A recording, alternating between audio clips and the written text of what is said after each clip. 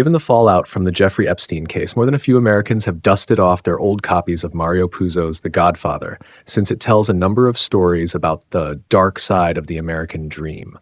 The Godfather, Vito Corleone, leads an intriguing double life, on the one hand as a gangster involved in gambling and prostitution, and once in a while, murder, and as a family man with an inviolable sense of loyalty to family members and friends from the old country who get into trouble with corrupt establishment types.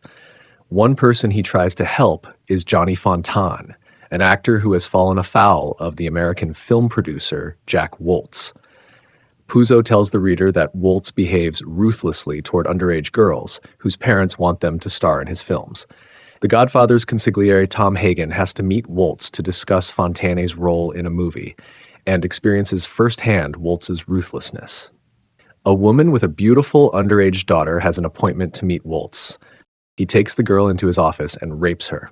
Puzo describes the shock Hagen feels when the traumatized daughter comes out of the office, and the visibly triumphant mother leads her away. You can practically hear her saying to herself, "My daughter has a part, will be rich." Many Americans read this and can hardly believe that such things occurred in our great land, when in fact they have been going on all along. Responsible Americans must recognize this truth when applying reason to the Jeffrey Epstein case. They have to restrain themselves amidst the moralistic hue and cry that always follows these revelations. As long as people like Woltz and Epstein, or Hugh Hefner and Larry Flynt, for that matter, can rely on the lure of money and fame to turn girls inside out, such things will happen. No one ever finked on Hefner, but the guy never lacked for pretty girls willing to pose nude. Playboy even held yearly profiles of college girls who posed nude.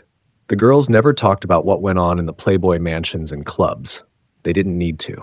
The magazine layouts said it all.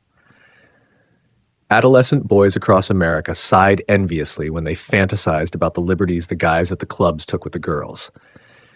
And we haven't even mentioned the enablers yet, the parents and guardians. Underage girls don't just turn up at the Epstein mansion ready to have fun. Someone has to bring them, then take them home again. The parents or guardians communicate the terms of the arrangement.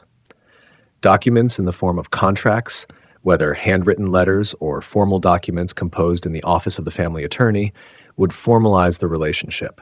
Nowadays, nobody with half a brain delivers a child to a complete stranger without some kind of formal definition of the relationship. I have read that further indictments in the Epstein case are unlikely. It is just as well, since they will only humiliate the parents, who are guilty of nothing more than chasing the almighty dollar. Another generation of Americans learning a bitter lesson over how far people will take that pursuit.